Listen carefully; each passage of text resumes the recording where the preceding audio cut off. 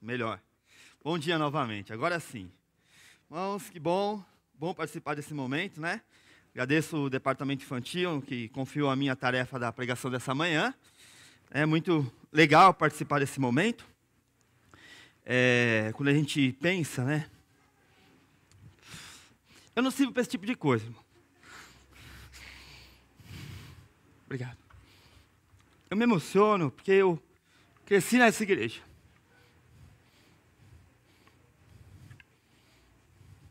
E a minha formação, né, eu fui para o seminário, mas a minha formação cristã mesmo, aquilo que eu aprendi, aquilo que eu desenvolvi, de conhecimento bíblico, foi nessa igreja.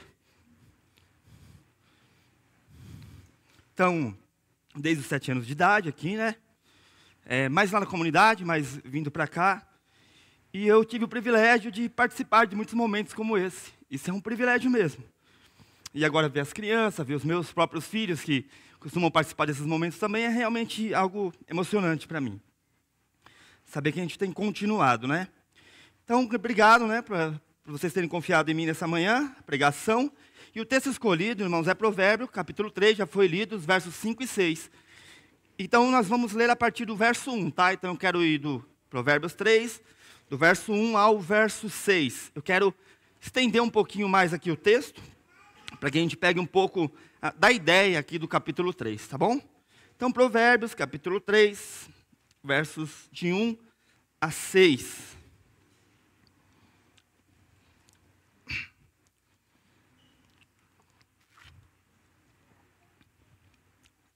Filho meu, não te esqueças da minha lei, e o teu coração guarde os meus mandamentos, porque eles aumentarão os teus dias e te acrescentarão anos de vida e paz. Não te desamparem a benignidade e a fidelidade. Atas ao teu pescoço, escreve-as na tábua do teu coração, e acharás graças e bom entendimento aos olhos de Deus e do homem. Confia no Senhor de todo o teu coração, e não te estribes no teu próprio entendimento. Reconhece-o em todos os teus caminhos, e Ele endireitará as tuas veredas. Até aqui vamos orar. Deus, obrigado pela tua santa palavra, Senhor. Estamos contentes nesse momento, podemos mais uma vez celebrar, ó Deus, a vida dessas crianças que estão agora trocando de sala, dando mais um passo em suas vidas, ó Pai. Nosso pedido é que o Senhor continue a abençoar os professores que têm cuidado dessas crianças, dando sabedoria a eles, ó Deus, no ensino. Abençoe também os pais nas suas responsabilidades, ó Deus, como aqueles que devem também ensinar essas crianças, ó Pai. Clamamos por este momento, que o Senhor nos encha da Tua palavra, ó Deus, e que as convicções, ó Deus, acerca dela, possam moldar a nossa vida. Pedimos isso em nome do Teu Filho Jesus. Amém. Amém, irmãos. Irmãos, o livro de Provérbios é um livro que ele observa a vida. Ele escreve diversos conselhos, e durante todo o livro de Provérbios, você percebe que há vários conselhos com um tom bem de um pai falando com um filho. Então tem bastante conselhos de um pai preocupado a ensinar os seus filhos a viver em obediência à lei do Senhor. É um pai que compreende a importância de deixar um tesouro para o seu filho, de inculcar na cabeça dos teus filhos a lei de Deus, os mandamentos de Deus, para que ele possa viver em temor diante de Deus. E o capítulo 3, dos versos de 1 a 12, tem 6 conselhos ali que Salomão traz, 6 conselhos que junto com eles vem também o que acontece se você ouvir esses conselhos e praticar esses conselhos, dos versos 1 a verso 12. Como não dá tempo da gente tratar desses 6 conselhos, a gente vai olhar apenas 3 para eles, 3 conselhos deles, que estão dos versos 1, do 1 ao 6. Então, sempre vai ter um conselho, e depois do conselho, vai ter ali uma dica do que vai acontecer com você se você observar aquele conselho e você cumprir, ser obediente àquele conselho. Então, vamos olhar por primeiro desses conselhos, que é ouça com atenção. De novo, os versos de 1 a 2. Filho meu, não te esqueças da minha lei, e o teu coração guarde os meus mandamentos, porque eles aumentarão os teus dias e te acrescentarão anos de vida e paz. O primeiro conselho que Salomão, inspirado pelo Senhor, dá aqui, é que ele chama o seu filho a prestar atenção naquilo que ele vai dizer. Então, o primeiro conselho é, antes mesmo de eu seguir dando conselhos para você, preste atenção nos conselhos que eu vou te dar, porque eles são importantes para o teu coração. A primeira coisa que ele faz é alertar os filhos para a importância das suas instruções, desses conselhos. E você percebe que ele usa palavras fortes ali. Ele diz, olha, não te esqueças da minha lei. Se você tem uma NVT, vai estar lá, não se esqueça das minhas instruções. Ele diz, guardem os meus mandamentos. Então, o primeiro conselho é, preste atenção nos meus conselhos, prestem atenção nos mandamentos. E, cadê as crianças aí? Crianças, vocês sabem que vocês são péssimos perdedores, a maioria de vocês, né? Na EBF a gente percebe bastante isso quando tem as brincadeiras aqui. Vocês são péssimos perdedores, por quê?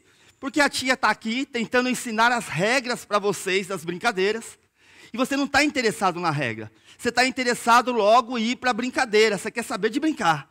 E o pensamento de vocês é, eu vou aprendendo aqui conforme eu vou jogando. E acontece que você começa a jogar, você acha que você está indo bem, você pensa, eu vou ganhar esse jogo, eu vou ganhar aquela bala no final, porque eu estou legal. Vem uma tia e fala para você, desclassificado. Mas por quê? Porque você não observou aquela regra que eu falei, isso não podia ter feito, agora você percebeu. E qual é a tua reação diante disso? Você fica indignado, fala, mas eu não sabia da regra. Você não sabia porque você não prestou atenção, por isso. Só que não são só as crianças, fiquem calma, não só vocês que são péssimos perdedores porque não observam as regras. Os adultos também fazem isso, né? Os adultos que estão aqui, que gostam de jogar Uno. Pode ou não pode colocar um 4+ em cima de outro 4+? Pode ou não pode? Pode, outros vão dizer que não pode. Quem já leu a regra mesmo? Poucos. A gente quer ir construindo. A gente tem essa ideia. Lá em casa é a mesma coisa. Né, não é só aqui, em casa também, eles são péssimos perdedores. Eu sou conhecido em casa como o campeão de todos os tempos de banco imobiliário. Já ganhei várias vezes lá em casa, só eu que ganho, porque eu observo as regras e jogo pelas regras. Então sempre vem isso lá, minha família sabe disso. Mas por que isso, irmãos? Porque as crianças, elas são inteligentes. Depois que elas percebem que elas perderam o jogo porque elas não observaram as regras, o que elas fazem? Tia, eu quero jogar de novo, agora eu aprendi. E elas vão lá, jogam e acabam ganhando mesmo. Mas na vida real, né, no dia a dia, não dá para ser assim. Não dá para dizer, vamos começar tudo de novo. Vamos resetar o jogo e começar de novo. Porque o próprio Salomão vai ensinar para a gente que a vida ela é curta. Que a vida ela é como uma fumaça. Quando você percebe, ela já passou. E você adulto percebe isso, que quando mais velho você vai ficando, mais vezes você começa a dizer, se eu tivesse feito isso. Se eu tivesse feito aquilo. Se eu tivesse dado ouvido aos meus pais. Se eu tivesse ouvido o conselho da minha mãe. Se eu tivesse guardado aquele mandamento. Como a minha vida seria difícil. Por quê? Porque nós temos dificuldade de dar ouvidos às instruções. E a vida passa. E não dá mais para voltar atrás. Meus irmãos, não dá. Definitivamente. Não dá para a gente viver a vida na filosofia do Zeca Pagodinho. Deixa a vida me levar, a vida leva eu. Não dá. Não dá. O que as Escrituras estão dizendo para nós é que nós devemos observar as leis, observar os mandamentos, as instruções do Senhor, para que a gente não viva uma vida cheia de arrependimento, dizendo, poxa vida, teria sido tão diferente se eu tivesse ouvido as instruções do Senhor. Seria tão diferente se eu tivesse ouvido as instruções de meu pai, da minha mãe. Por isso o primeiro conselho de Salomão aqui é preste atenção. Não saia vivendo a sua vida por aí, sem parar para refletir nos mandamentos de Deus, que podem instruir a sua vida. Porque na hora que quando você estiver no dia mal, na hora que o aperto chegar, não vai dar para você dizer, poxa, se eu tivesse ouvido, se eu tivesse obedecido. Não, passou. Por isso, pais e professores da EBD, vejam a responsabilidade que nós temos de chamarmos a atenção dos nossos filhos, dos nossos alunos, para as coisas que realmente importam.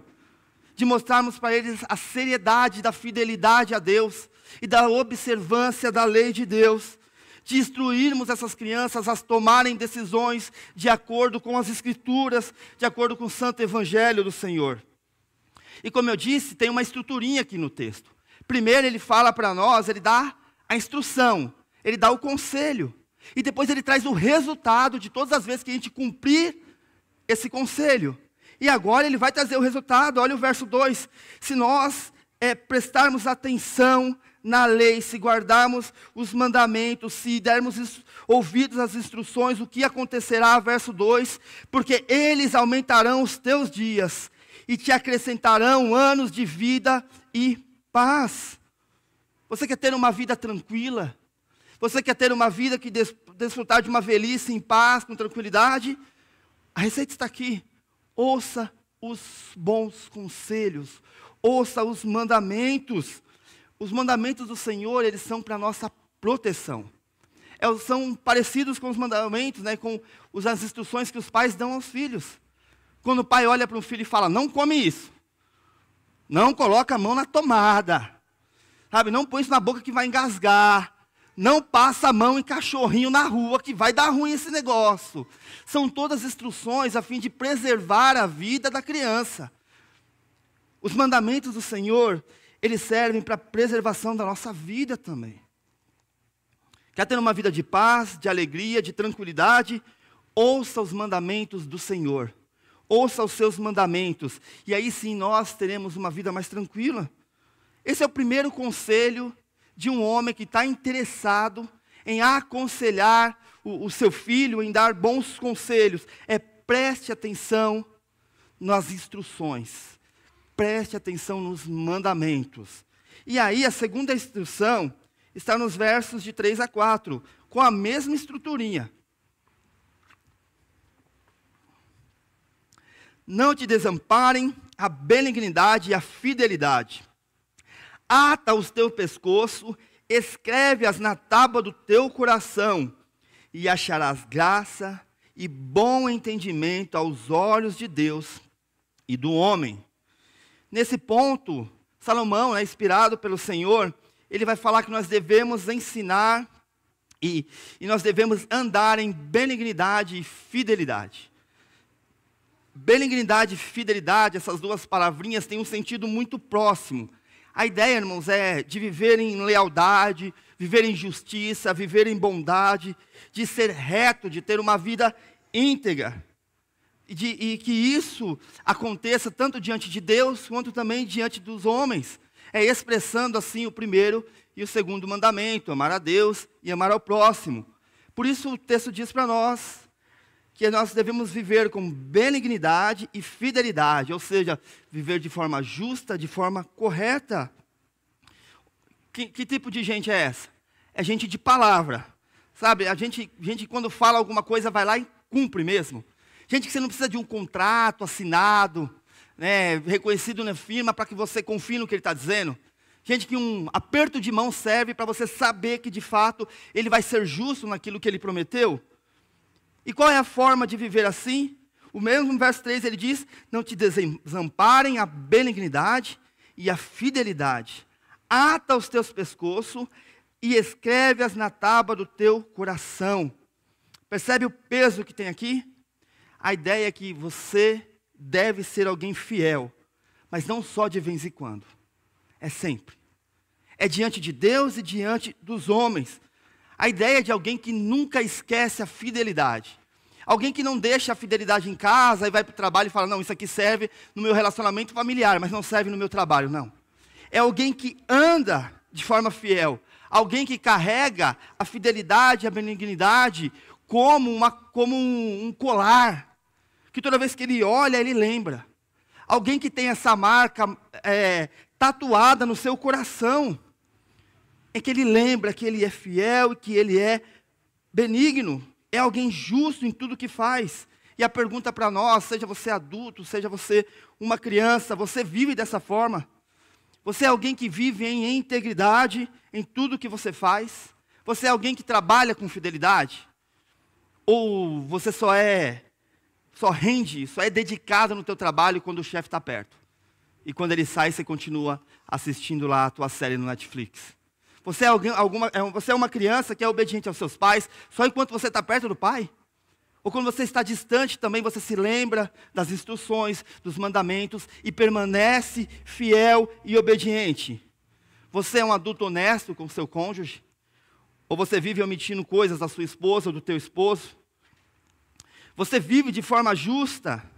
Porque esta é uma marca, esta é uma característica daqueles que são filhos de Deus, daqueles que foram regenerados por Cristo. Se você bem se lembra, fidelidade, benignidade são virtudes que fazem parte do fruto do Espírito, lá em Gálatas 5:22. São marcas do cristão essas duas coisas. Ele carrega isso. Faz parte de quem ele é a partir da nova criatura que ele se tornou em Cristo. Ele carrega essas coisas. E o verso 4, de novo a mesma estrutura, fala para nós qual é o resultado de alguém que vive carregando fidelidade e benignidade. Ele diz: e acharás graça e bom entendimento aos olhos de Deus e do homem. Ou seja, alguém que vive de forma sincera, justa, tanto diante dos homens quanto de Deus, será alguém que vai receber favor, tanto dos homens quanto de Deus. A sociedade, ela reconhece isso também, irmãos. Eu sei que às vezes, nós somos injustiçados por causa da nossa justiça mesmo, isso acontece. Mas a sociedade, ela reconhece quando você é alguém fiel, quando você carrega consigo a fidelidade e a benignidade, quando você cumpre os seus contratos. Certamente, você já passou por isso. De alguém olhar para você e dizer: ah, é para você? Então eu faço. É para você? Porque eu conheço quem você é, eu sei da tua fidelidade, eu sei como você anda, então eu confio, porque é para você. A sociedade, em geral, ela consegue ver isso. Mesmo ímpio, ele concede favor quando ele percebe que você é justo, que você é benigno. Por isso, essa segunda instrução de Salomão é: ensine o seu filho a ser alguém justo. Ensine o seu filho a ser fiel. Ensine o seu filho a viver de forma honesta diante de Deus, que ele terá uma vida onde ele encontrará tanto o favor de Deus, quanto também o favor dos homens. E isso, irmãos, é totalmente contra aquilo que o sistema desse mundo ensina para a gente. O que o sistema vai ensinar para os nossos filhos? Que vale tudo para ser bem-sucedido, é uma coisa que eles vão ouvir. Ou leve vantagem de qualquer forma. Sabe, leve vantagem em tudo, desde que isso te beneficie no final, mesmo que isso acabe defraudando alguém. Busque o bem sempre para a sua vida e não leve em consideração os outros. Isso é o que se diz por aí. Mas essa não é a forma correta que o cristão vive. Veja que nós não receberemos apenas favor dos homens, mas o verso 4 diz que também receberemos favor de Deus. E achará graças e bom entendimento aos olhos de Deus e do homem. Ou seja, Deus abençoa aqueles que são honestos e justos, aqueles que vivem com fidelidade no seu trabalho, na tua escola, nos teus relacionamentos. E o texto diz que nós somos agraciados, nós recebemos graça de Deus, que Deus nos dá graça. Você lembra da parábola dos talentos? Você com certeza lembra dessa parábola. Havia aquele homem que havia recebido 5 talentos, e outro que Deus vai lá, e o seu Senhor vai e dá 1 talento a ele. O que recebe 5 talentos, o que ele faz? Ele investe, ele cuida do dinheiro, cuida dos talentos, e ele dobra aquilo. Então ele tem mais talentos, aquilo vira 10. O que tem 1 talento só, ele é negligente. Então quando o Senhor volta para tomar ali os seus bens, ele olha para o primeiro e diz: servo bom e fiel. Eu te coloquei no pouco, você foste fiel, então agora vem para o muito. Entra aqui na alegria do teu Senhor. Mas para o outro ele diz: servo mau e infiel. E ele manda que arranque esse único talento dele e dê ao outro que tem 10. Porque um foi injusto, porque um foi infiel, enquanto o outro foi fiel. E aí o Senhor Jesus diz, Mateus 25:29, eu só vou citar: a todo que se tem se lhe dará, e terá em abundância. Mas o que não tem, até o que tem lhe será tirado. Veja que Jesus deixa claro aqui, que aquele que é fiel, ele recebe graça dos homens, mas também do próprio Deus. Irmãos, que lição valiosa nós temos aqui. para as nossas vidas, para a vida dos nossos filhos, para a vida dos nossos alunos também. Devemos ensinar aos nossos filhos, aos nossos alunos, que nós precisamos estar sempre observando as leis do Senhor e sendo fiel. Fiel naquilo que a gente faz. Independente se tenha alguém olhando ou não, porque Deus está sempre nos vendo.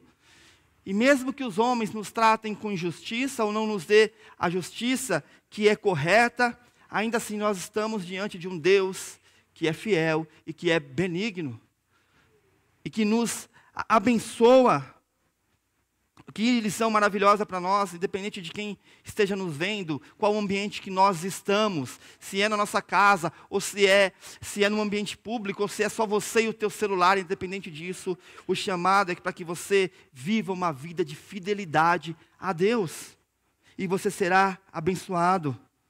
E aí, o Salomão, ele segue com esses conselhos, e ele vai dar um terceiro conselho aqui. Como eu disse, dos versos 1 a 12, são 6 conselhos, mas aqui está o terceiro conselho.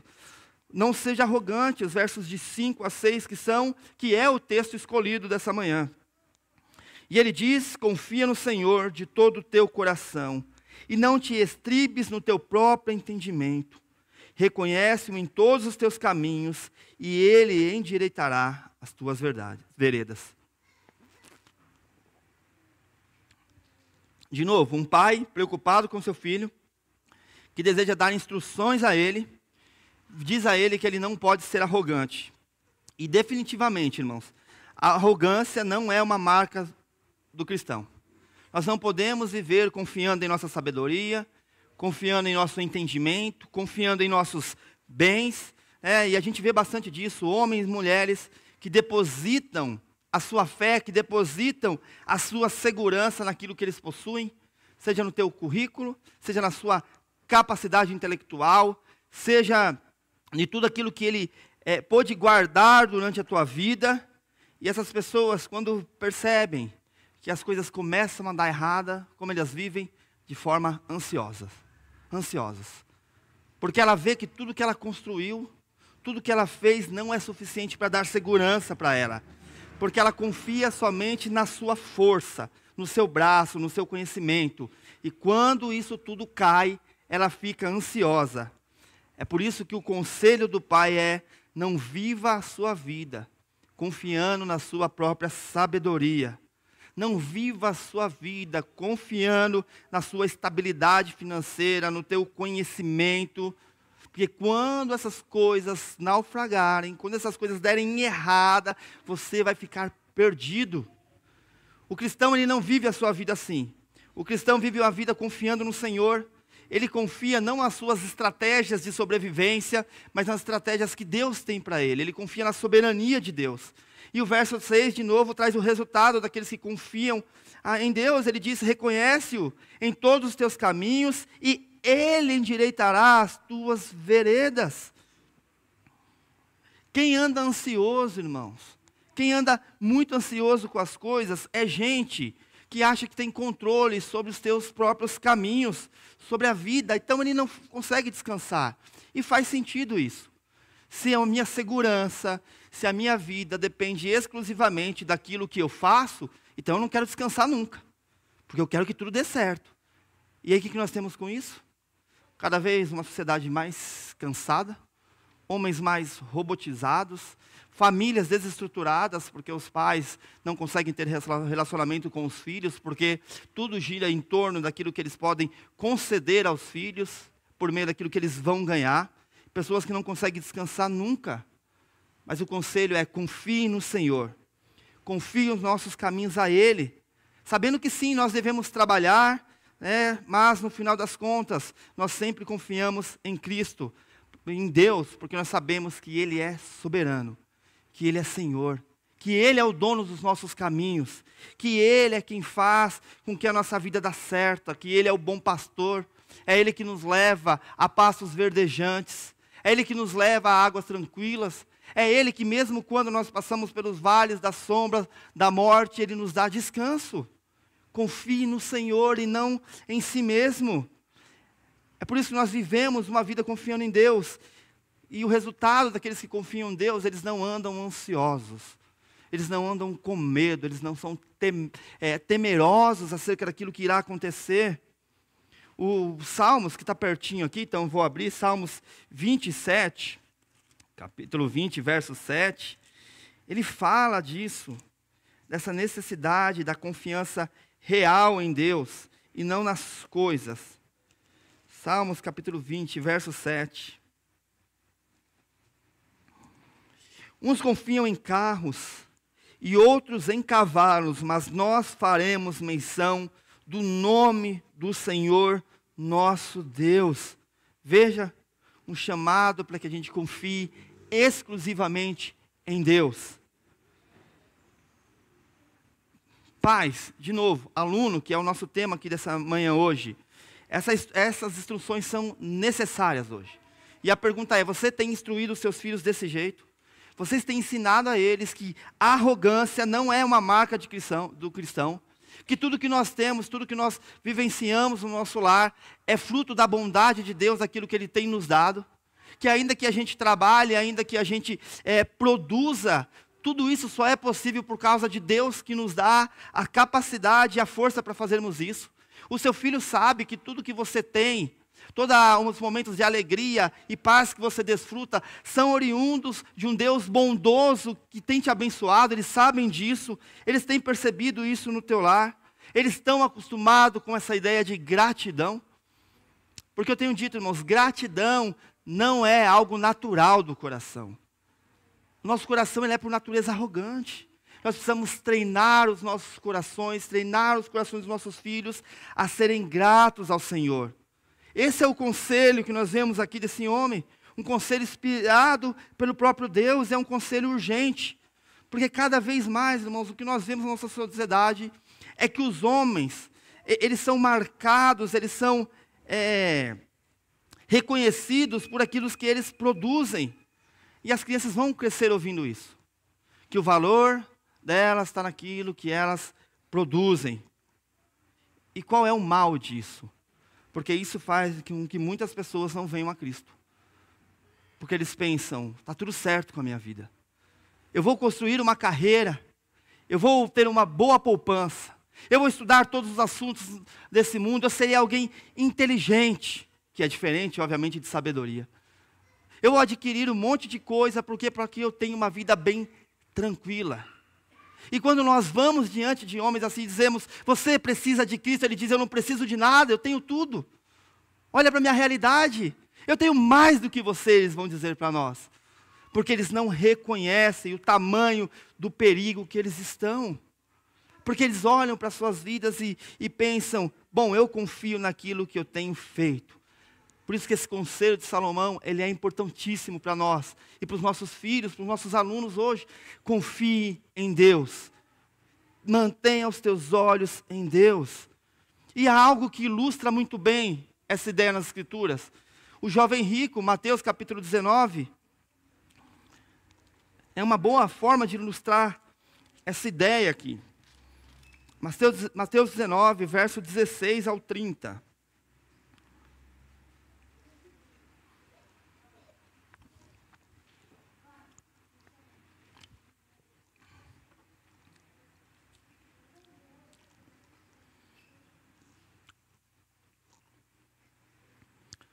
Achamos?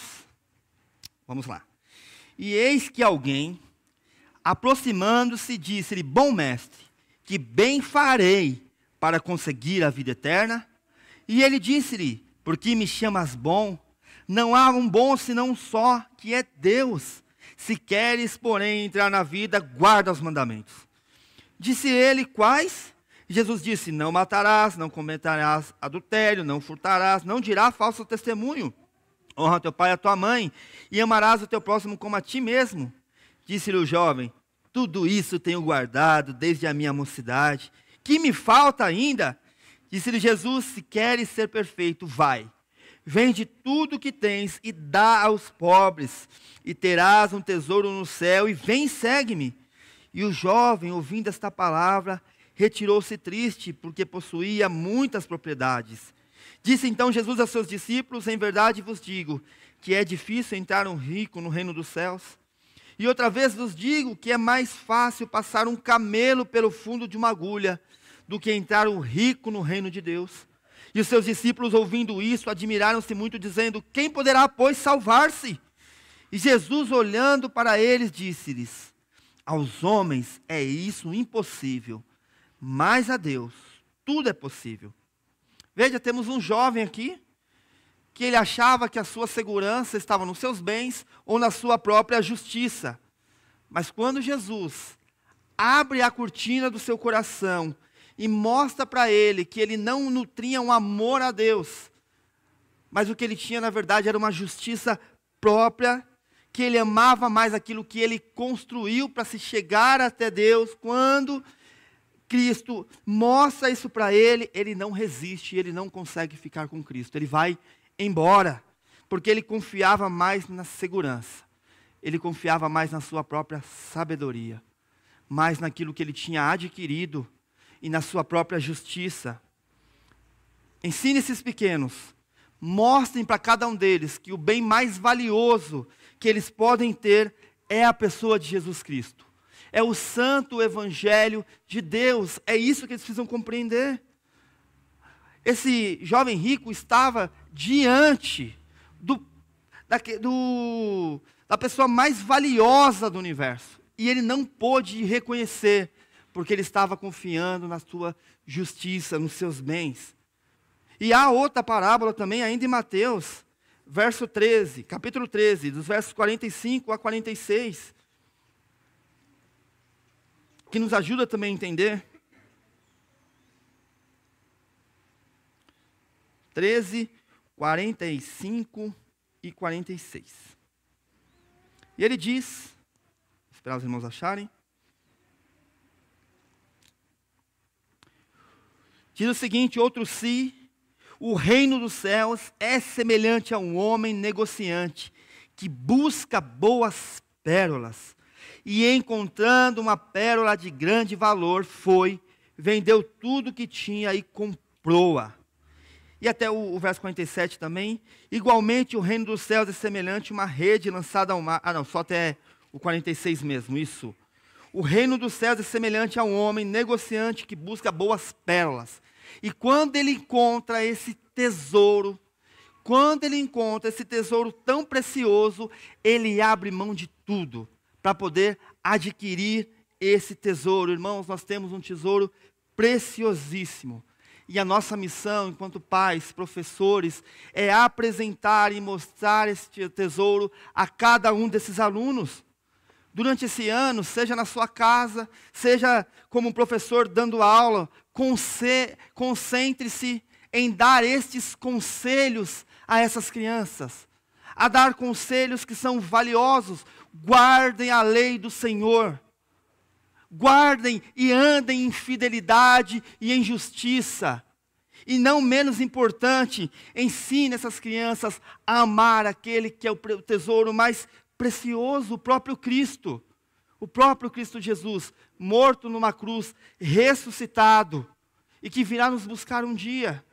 Os conselhos aqui, entregues a nós por Salomão, eles são de suma importância para as nossas vidas. Tem mais conselhos aqui, depois leia na sua casa, você vai perceber que tem algumas coisas que se repetem, mas vale a pena pensarmos nessas coisas. Então, que Deus abençoe você, professor, você, criança, a observar esses conselhos. Primeiro, guardar os mandamentos e as instruções, ouvir atentamente. Depois, carregá-las consigo em fidelidade, em amor. E, por último, observar o valor desse Cristo que nós temos. Deus abençoe a sua vida. Eu vou orar, depois eu chamo o pastor Neil, é isso? Não? Quem é? O Jonathan mesmo? Tá bom. Então tá bom. Deus, nós te agradecemos por essa manhã, pela vida dessas crianças que estão aqui, ó Deus, pelos professores que têm trabalhado, ó Deus, para assim poderem instruir, ó Deus, na tua palavra essas crianças. Pedimos que o Senhor nos abençoe, para que possamos andar dando atenção às tuas instruções, ó Deus, que possamos ser fiéis, justos e benignos nesse mundo, ó Deus, tendo a tua benignidade, ó Deus, refletindo isso, e também, ó Deus, espelhando, ó Pai, todo o amor que o Senhor tem nos dado, mostrando a esse mundo, e assim, ó Deus, apresentando a este mundo a joia mais preciosa, ó Pai, o Teu Filho Jesus. Pedimos em nome dEle. Amém.